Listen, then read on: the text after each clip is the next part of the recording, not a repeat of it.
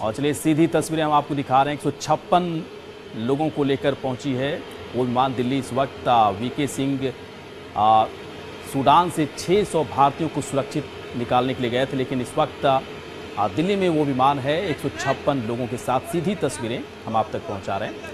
और वीके सिंह को भी आप देख सकते हैं। सूडान में फंसे भारतीयों को लाया गया। अभी सभी भारतीयों को नहीं लाया गया, लेकिन उसमें से 156 भारतीयों को लाया गया है, जिसमें से अधिकतर लोग त्रिवेंद्रम के रहने वाले हैं। दिल्ली पहुंचा C-17 ग्लोब मास्टर प्लेन।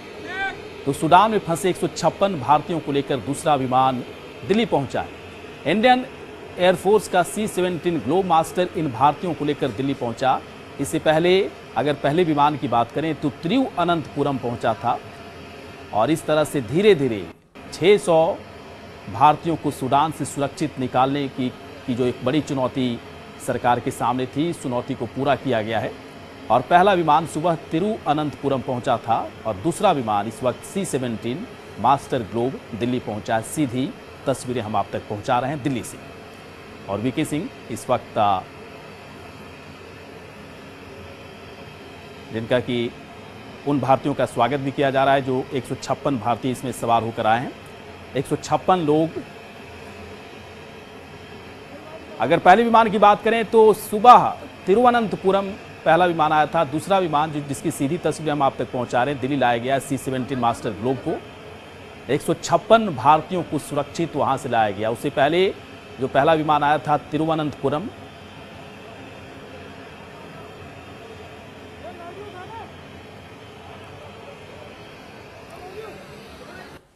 तो 156 भारतीयों को वहां से सुरक्षित निकाला गया है। और दिल्ली में इस वक्त वो विमान है C-17 master globe. VK Singh इस चुनौती की जिम्मेदारी को निभाने के लिए वीके सिंह को दायित्व दिया गया था और आखिरकार 156 भारतीयों को सुरक्षित वहां से बाहर लाया गया। इस वक्त आप देख सकते हैं सीधी तस्वीरें। सूडान में यही वो भारतीय थे जो वहां पर रह रहे थे और फंसे हुए थे। लगातार चारों तरफ से मांग उठ रही थी कि इन भारतीयों को सुरक्षित वहां से बाहर निकाला जाए। और इसके बाद विदेश मंत्री सुषमा स्वराज की तरफ से कहा गया था कि चिंता करने की कोई बात नहीं है, सभी भारतीयों को सुरक्षित बाहर निकाल लिया जाए। वीके सिंह मीडिया।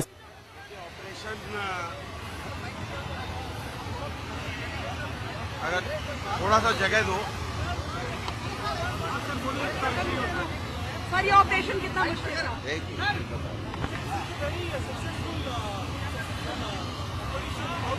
देखिए ऐसा है कि क्योंकि साउथ सूडान के अंदर हालात खराब थे, 2-3 दिन वहाँ पर काफ़ी आपस के अंदर गोलीबारी हुई, जिसके कारण वहाँ पे जो हमारे जो नागरिक थे उन्होंने एक गुहार लगाई कि हमको वहाँ से निकाला जाए। तो सरकार ने इस चीज़ का फैसला किया कि उनको निकालने के लिए एक ऑपरेशन किया जाए। और माननीय प्रधानमंत्री जी और हमारी विदेश मंत्री दोनों की इसके ऊपर मंत्रणा हुई और ऑपरेशन संकट मोचन के नाम से एक ऑपरेशन शुरू किया गया। हमारी कोशिश थी कि वहां पर सब नागरिकों का रजिस्ट्रेशन किया जाए जो आना चाहते हैं। और प्रारंभिक जो आंकड़े हमारे पास आए, तो वीके सिंह मीडिया से मुखातिब होकर बता रहे थे कि संकट मोचन ऑपरेशन को किस तरह से अंजाम दिया गया है। और उन्होंने बाकायदा कहा कि एक बड़ी चुनौती थी, साथ ही साथ वो बता रहे थे कि किस तरह से। सुनिए। कल सुबह से आज अभी तक हम लोग इसी काम में लगे रहे कि जिसमें से 20 घंटे हम लोग फ्लाइंग कर रहे थे और हम लोगों ने तकरीबन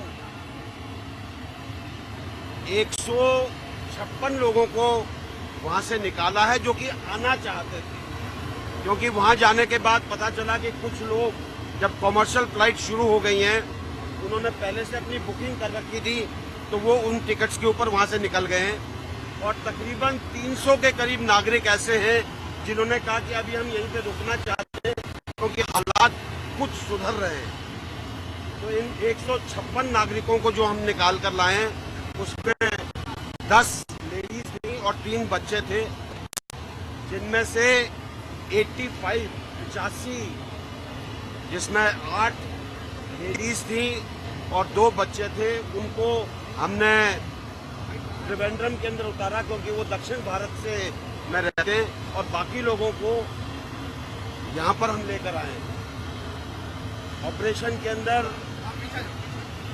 मुश्किलात थे क्योंकि वहाँ पर क्या हालात है किसी को बारे में पता नहीं था।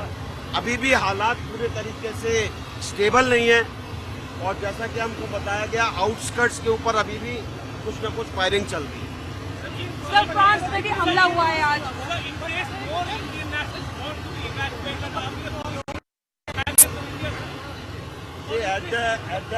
At the moment, there are various measures being taken to put the airport under control of the UN.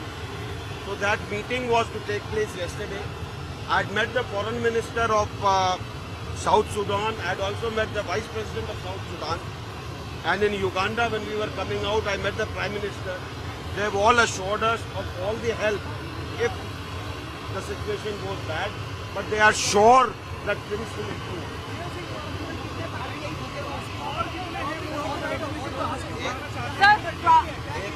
Sir, France में भी आज अटैक हुआ जिसमें 80 से ज्यादा लोग मर गए।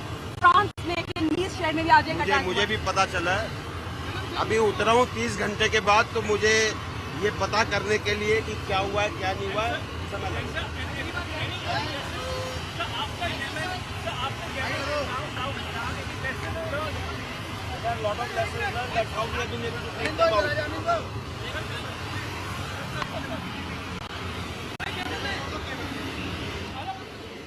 तो विदेश राज्य मंत्री वीके सिंह मीडिया से मुखातिब होकर बता रहे थे कि वहां पर कई भारतीय फंसे हुए थे, लेकिन कई भारतीय वहां से खुद ही वो वापस आ गए। कई लोग वहां से वापस नहीं आना चाहते थे।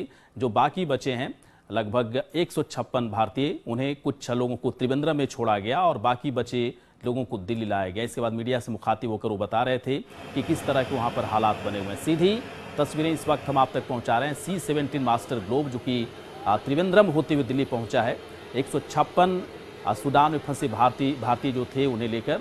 और साथ ही साथ जब वीके सिंह मीडिया से मुखातिब हो रहे थे, उन्होंने बताया कि वहाँ पर हालात इस वक्त कुछ सुधरे हैं और इसीलिए कई लोग वहाँ से वापस आने के लिए तैयार नहीं थे। लेकिन जो लोग आना चाह रहे थे, जिन्हें ऐसा लग रहा था कि वहाँ पर वो पूरी तरह फंसे हुए हैं, उन्हें सुरक्षित वहाँ से बाहर निकाला गया है। एक बड़ी चुनौती थी विदेश राज्य मंत्री वीके सिंह के लिए, क्योंकि लगभग 600 भारतीय वहाँ पर फंसे हुए थे और शुरुआती जो आंकड़े आ रहे थे, जो तथ्य आ रहे थे, जो वहाँ पर चुनौतियाँ आ रही थीं, बहुत ही परेशान करने वाली थी कि भारतीयों के साथ क्या होने वाला है वहाँ पर। लेकिन लगातार नरेंद्र मोदी की तरफ से, विदेश मंत्री सुषमा स्वराज की तरफ से कहा गया कि संकट मोचन ऑपरेशन की शुरुआत करके सभी भारतीयों को सुरक्षित वहाँ से बाहर निकाल दिया जाएगा। जब विदेश राज्य मंत्री वीके सिंह वहाँ पर पहुँचे तो कई भारतीय जो कि वहाँ पर पहले वो निकल चुके थे कॉमर्शियल फ्लाइट्स के माध्यम से, उसके ज़रिए, और कई भारतीय जो कि वैसे शहरों में रह रहे हैं जहाँ पर हालात उतने बुरे नहीं हैं, वे लोग आना नहीं चाहते थे। वैसे लोग जो आना चाहते थे उन्हें लेकर विदेश राज्य मंत्री वीके सिंह आज पहुँचे हैं। त्रिवेंद्रम से कुछ लोगों को छोड़ते हुए, ड्रॉप करते हुए बाकी बचे लोगों को दिल्ली लाए हैं और इसके बाद मीडिया से मुखातिब होकर उन्होंने पूरा वाकया बताया कि वहाँ पर किस तरह के हालात हैं। सूडान के विदेश मंत्री और वहाँ के वाइस प्रेसिडेंट से उनकी मुलाकात भी हुई है।